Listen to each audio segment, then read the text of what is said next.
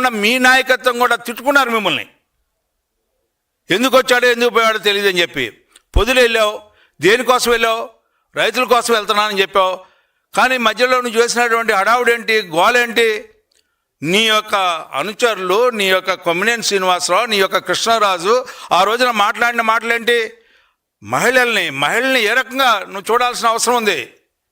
నీకు ఒక తల్లి ఉంది, ఒక చెల్లి ఉంది, ఒక భార్య ఉంది, నీకు బిడ్డలు ఉన్నారు. నువ్వు మిగతా మహిళల్ని ఏ రకంగా చూడాలి? గౌరవంగా చూడాల్సినటువంటి మహిళల్ని ఆ రోజున వాళ్ళు ఇష్టం వచ్చినట్టు మాట్లాడితే, అరాచకంగా వ్యవహరిస్తే వాళ్ళని ఖండించడం కూడా చేతకానటువంటి నువ్వేమి నాయకుడివా అని చెప్పి నేను అడుగుతా ఉన్నా. మరి అలాంటి పరిస్థితుల్లో నువ్వు మాట్లాడకుండా ఉండి పొదులు వెళ్ళినప్పుడు నీకు ఎవరైతే మహిళలు నిరసన తెలిపారు, తెలపాల్సిన బాధ్యత ఉంది, అవసరం ఉంది, ఆవశ్యకత ఉంది.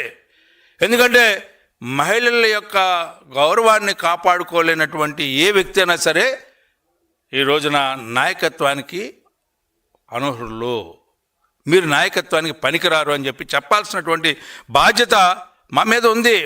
అదేవిధంగా వాళ్ళు అక్కడ నిరసన వ్యక్తం చేశారు. అంటే నీకు ఎదురుగా మాట్లాడితే వాళ్ళు తల్లబాలు కొట్టిస్తావు, పోలీసులను కూడా చూడకుండా వాళ్ళని చంపడానికి పైన రఫా ఆడిస్తానంటున్నావు. ఏంటి దీని అర్థం? రఫా ఏమిటయా నువ్వు అసలు?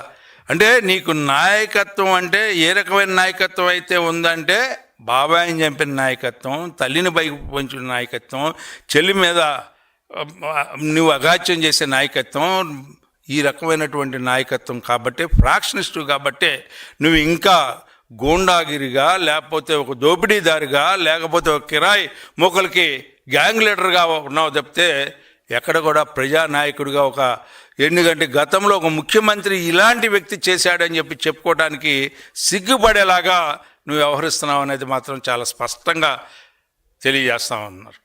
ఎందుకంటే నీ యొక్క నడవడిక, నీ యొక్క విధానం, నీ యొక్క వ్యవహారం, నీ యొక్క మాట తీరు ఎక్కడ కూడా ప్రజల యొక్క బాగు గురించి కానీ, ప్రజల యొక్క అభివృద్ధి గురించి కానీ, సమాజం యొక్క అభివృద్ధి గురించి కానీ, సమాజంలో ఏది అవసరం అని చెప్పి గుర్తించి దాని మీద మాట్లాడే విధానం కానీ ఎక్కడా కూడా నీ పేపర్లో కానీ, నీ మీడియాలో కానీ ఎక్కడన్నా ఒక్క అక్షరం అనేది కనపడతా ఉందా అని చెప్పి నేను అడుగుతాను.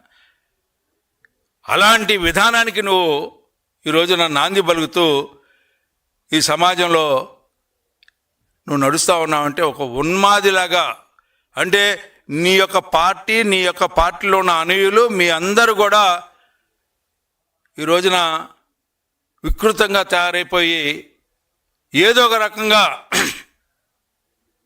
ఈ రోజున శాంతికి విఘాతం కలిగేలాగా వ్యవహరించాలనుకుంటే ఖచ్చితంగా చట్టం దానిపైన చేయాల్సిన అవసరం ఉందని చెప్పి నేను భావిస్తూ ఉన్నా.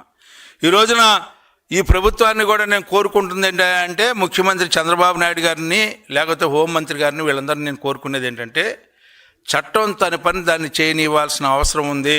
ఎవరైనా సరే, ఏ స్థాయిలో ఉన్నా సరే. ఇవాళ ఈ రోజున సింగయ్య గారు చనిపోయినటువంటి విధానం సర్వ సభ్య సమాజం ఈ రోజున తలదించుకునేలాగా ఉంది. దీని మీద చర్యలు చేపట్టాల్సిన అవసరం ఉంది. ఏదో యాక్సిడెంటల్లో లేకపోతే 304A కింద దీని ఏదో యాక్సిడెంట్గా చూపించి మోటార్ వెహికల్ యాక్సిడెంట్ దీని కింద అనేది కాదు. ఇది ఘోరాతి ఘోరమైనటువంటి నేరం. దీనికి ఏ రకమైనటువంటి శిక్షకి సంబంధించినటువంటి, నేరానికి సంబంధించినటువంటి ఏ రకమైనటువంటి ఐపీసీ కింద కానీ, లేకపోతే కొత్తగా వచ్చినటువంటి నేర చట్టం కింద ఏ అయితే సెక్షన్స్ ఉన్నాయో వాటిని అన్నిటినీ కూడా ఇవాళ ఇచ్చేసి ఈ రోజున మర్డర్ కింద చూపించాల్సినటువంటి అవసరం ఉందని చెప్పి నేను భావిస్తా ఉన్నా.